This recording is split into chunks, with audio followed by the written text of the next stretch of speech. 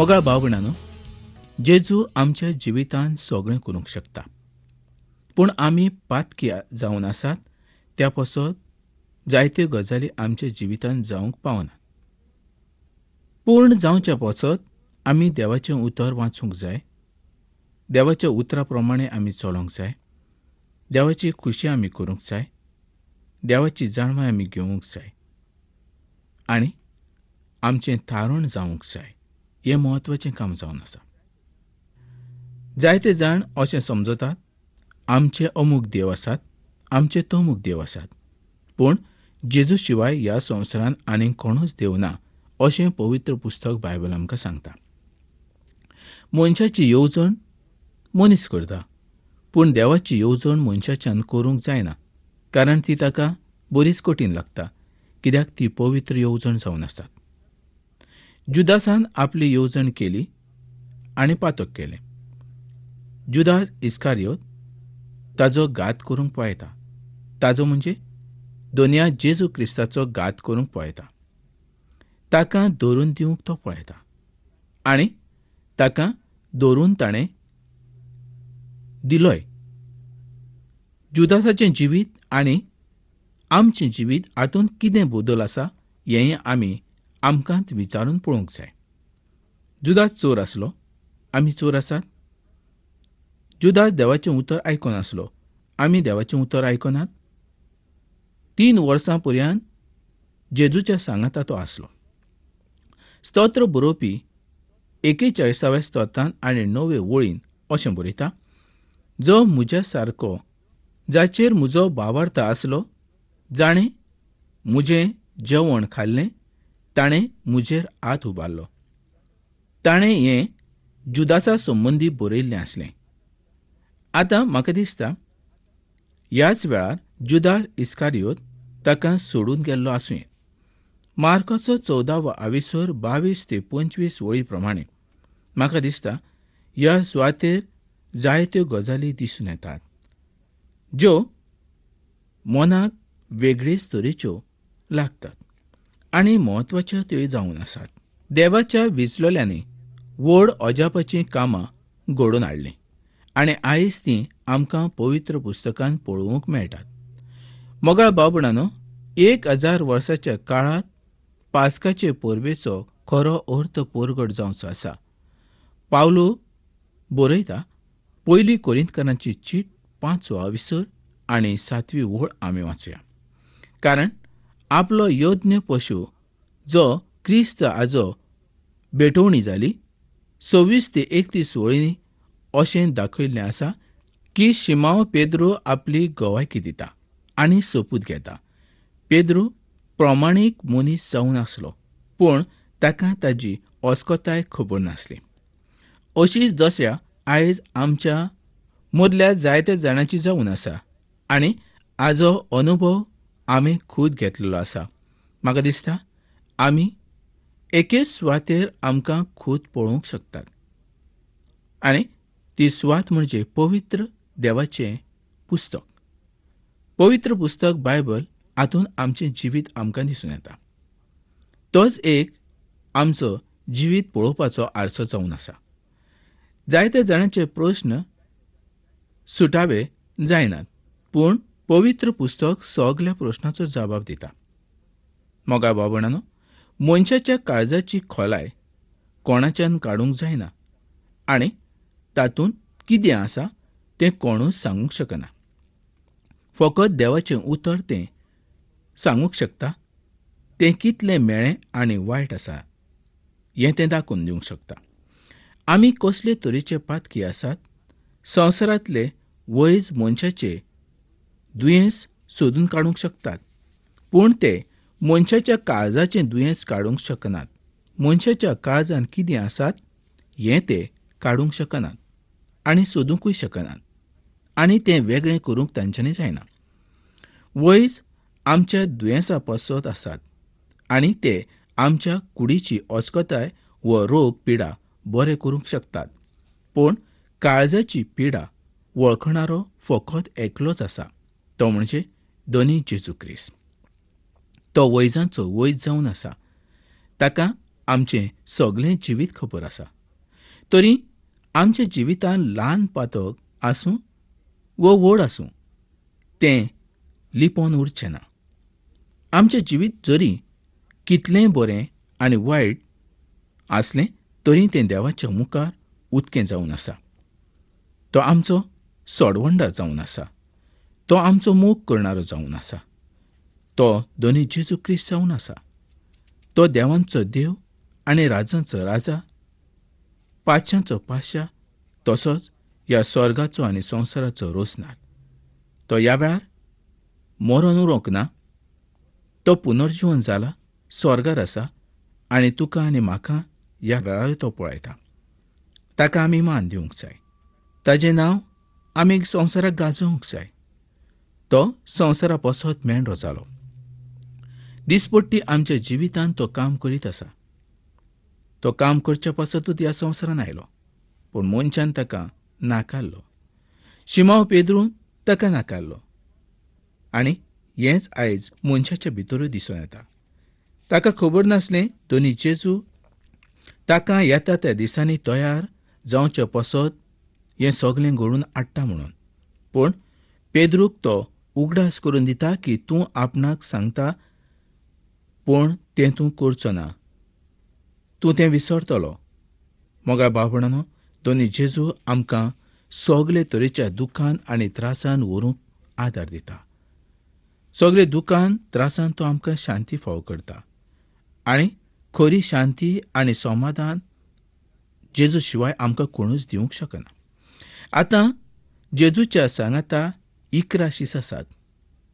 आतां जेजू आपणाच्या सांगाता पेद्रू, जाकोबाक आनी जुआंवाक घेता.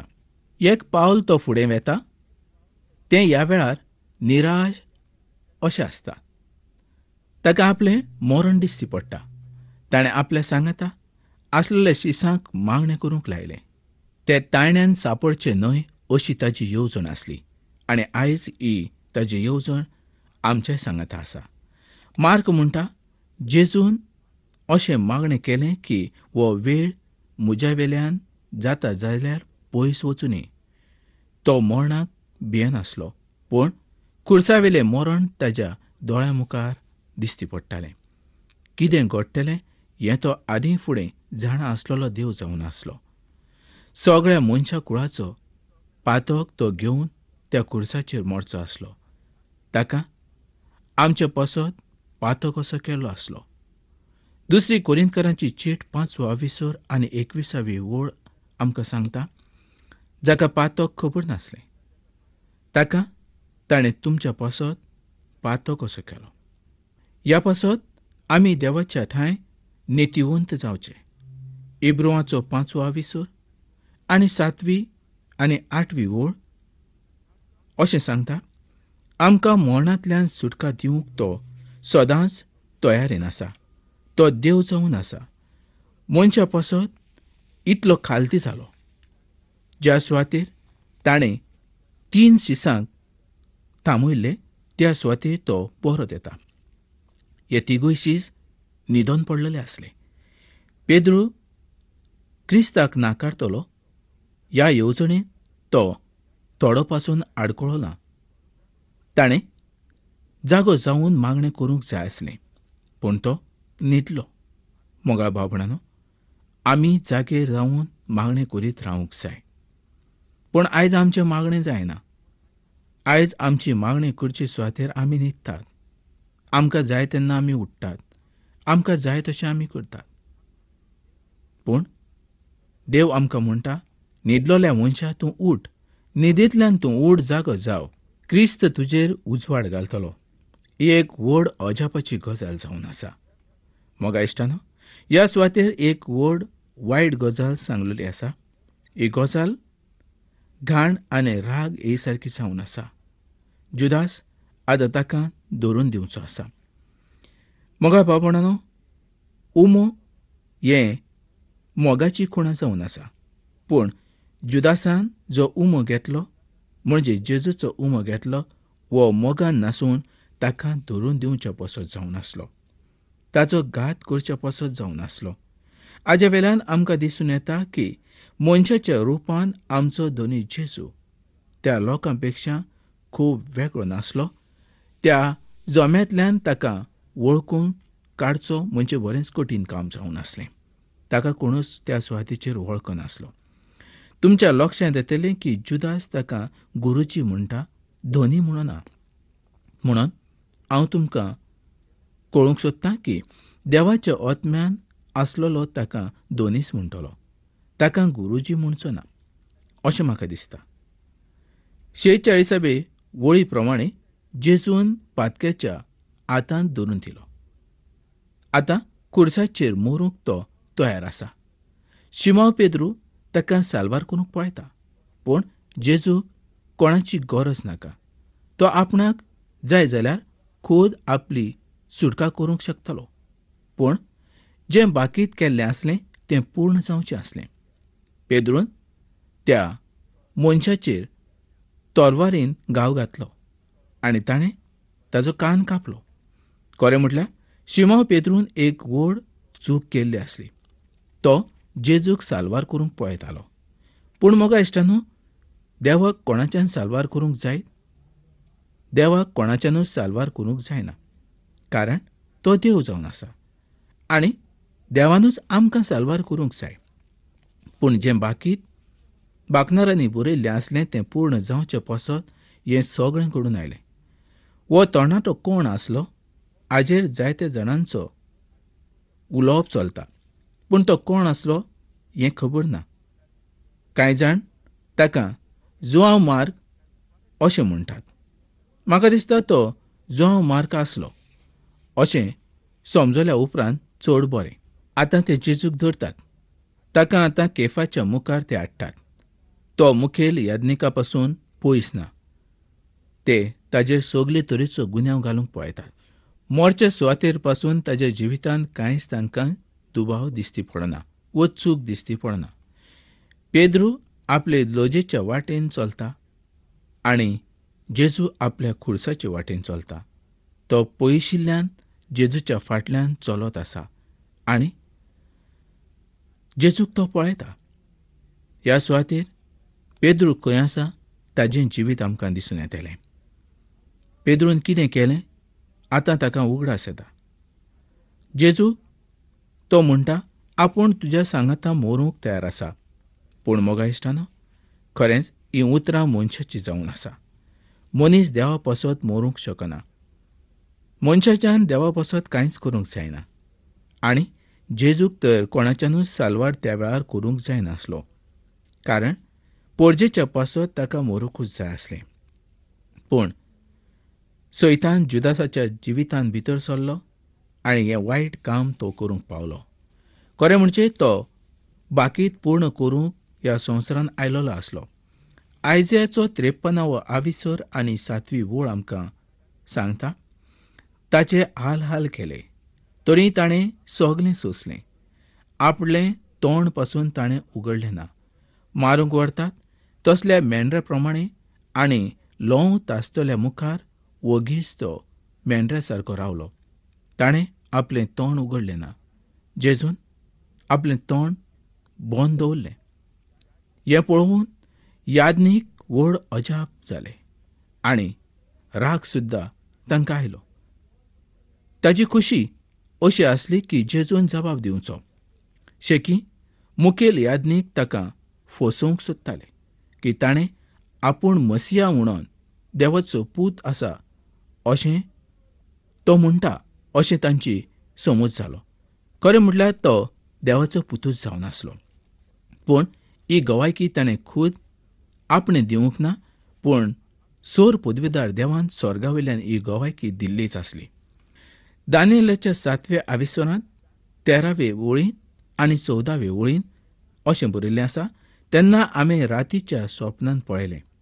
तो मळबावेल्या कुपावेल्यान मनशाच्या पुता सारको कोण तरी आयलो. तो त्या पयलींच्या मनशा कडेन आयलो आनी ताका तांणी ताजेशी व्हेलो. सगळे लोक, सगळे राष्ट्रां आनी सगळ्यो भाशा उलयणारे लोक आनी ताजी सेवा केली. म्हणून ताका मान, मोहिमा आनी राज ही दिली. ताजें राज केन्ना सोंपना तसलें जावन आसा. मुखेल याज्ञिकाक ताणें कितें म्हटलें तें समजलें आनी ताचो अर्थ पासून कळून आयलो. ताणें आपली मनाची येवजण आपलें आंगस्त्र पिसून दाखोळ करून दाखयली. अशें करून ताणें मोजेसाचो कायदो मोडलो. कारण मुखेल याज्ञिकाचें आंगस्त्र पिच्चें न्हय असो कायदो आसलो, जेजून आपूण मसिया आसा हें दाखयलें. म्हणून ताका मरणाची खास्त फर्मायली. पिलाताच्या मुखार जेन्ना ते गेले तेन्ना ताजेवेली चूक बदलून उडयली. ताका ते खूब वायट अशे तरेन वागोवंक लागले. देवाच्या पुताच्या तोंडाचेर ते थुंकले. तुमी येवजून पळयात. जेन्ना जेजूची परिक्षा जाताली तेन्ना पेद्रू बरोच पयस आसलो. आतां तो ताचो सीस म्हणून सांगूक पासून पुरतो न्हय आसलो. ताणें फोटिंगपण आदारलेलें आसलें. ताका ताची अस्कोतकाय खबर आसली. आतां जेजूचो खुर्साचेर मरचो वेळ लागीं पावलेलो आसलो. मोगाळ भाव भयणांनो, 2 तिमोथीची चीट 3 विसर आनी 16वी ओळ आमी वाचुया. देवाचे सुचोवणेन बरयल्लें पुस्तक शिकवण दिवंक, चुकी काडून दाखोवंक, लोकांक निटायेर हाडूंक, तांकां न्यायनितीन वाडोवंक उपकारता.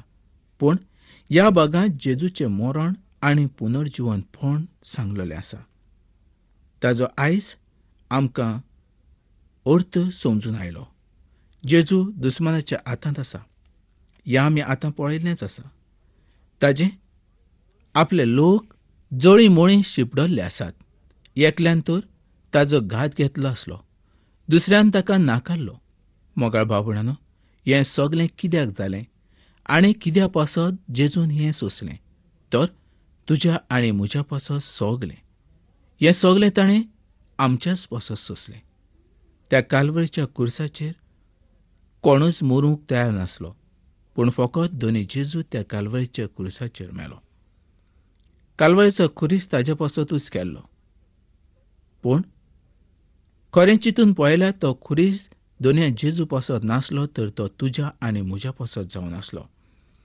कारण आमी सैतानाची खुशी करी. आमी सैतानाच्या गुलामपणांत आसले. आमच्या जिवितांत कांयच बरेंपण नासलें. सगले तरेचीं वायट चिंतनां आनी मेळ्ळें जिवीत आमचें जावन आसलें. पूण तुजी आनी म्हजी ताणें काकूत केली. म्हाका आनी तुका मरणूच फावो जाय आसलें. आमी चोर, खोटे, दडिरे, पातकी कितेंच आमच्या थंय बरें नासलें. मोगाळ भावा, मोगाळ भयणी, तूं आयज ह्या वेळार तुका चिंतून पळय. तुज्या जिवितांत कितें बरें आसा आनी कितें बरें ना हेंय तूं पळय. जेजून तुज्या पासत कितें केलें हेंय तूं चिंतून पळय. खंयचो देव तुका सुटका दिवंक शकता? खंयचो देव तुज्या पासत मरूंक शकता? आनी जेजूचें जिवीत तुज्या जिविताक कशें लागता हें तूं पळय. देव तुजो मोग करता. देवाक नाका तुज्या कुडीचो आनी तुज्या अदम्याचोय नाश जाल्लो. देवाक जाय तुका सासणाचें जिवीत फावो जाल्लें. त्या पासत तो ह्या संवसाराचेर आयलो. दुखाचें, त्रासाचें, लोजेचें मरण तो मेलो. विंगळो जालो तुका न्हेसोवच्याक, दुखी जालो तुका शांती दिवच्याक. ताणें आपूण गरीब जालो तुका ग्रेस करच्याक. मोगाळ भाव भयणांनो, सर्ग आनी संवसार ताजोच जावन आसलो. स्वर्गार ताजो व्हड दबाजो आसलो. सर्ग ताणें सांडलो, संवसाराचेर तो आयलो, मनीस म्हूण जियेलो. मनशाच्या जिवितांत जें कितें आसलें तितल्या सगल्याचो ताणें अनुभव घेतलो आनी निमाणो त्या खुर्साचेर मरूंक तो तयार जालो. हें फकत तुका आनी म्हाका सुटका दिवच्या पासत. आयज संवसारांत कितलो लोक आसा, लाखांनी करोडांनी आसा, पूण ताजी नदर तुजेर आनी म्हजेर पडली. त्याच पासत ताणें तुका आनी म्हाका विचून काडलेलें आसा. आयज देवाचें उतर तूं आयकता जायत पयलेच फावट. इश्टा, जरी तूं दुख्खान आसा, त्रासान आसा जाल्यार कांय भियेनाका. दोनया जेजूचेर तूं पातयेवन राव. देव तुजीं सगलीं कामां पूर्ण करतलो. न्हीद ह्या संवसारांतलीं, पूण व्हड कामां जीं तुज्या उद्देशीं पूर्ण जावचीं आसा तीं तो पूर्ण करतलो. तुवें आजुनूय दोळ्यांनी पळोवंक ना, कानांनी तुवें आयकूंक ना, असलें देवाचें व्हड देणें तुका ताणें दवरलेलें आसा आनी हें देणें तो तुका दिवचो आसा. तर इश्टा, ही कार्यावळ तुका कशी लागता आनी ह्या कार्यावळी संबंदीत तूं म्हाका खंयचे प्रस्न विचारूंक सोदता, आयजूच तूं म्हाका कळय.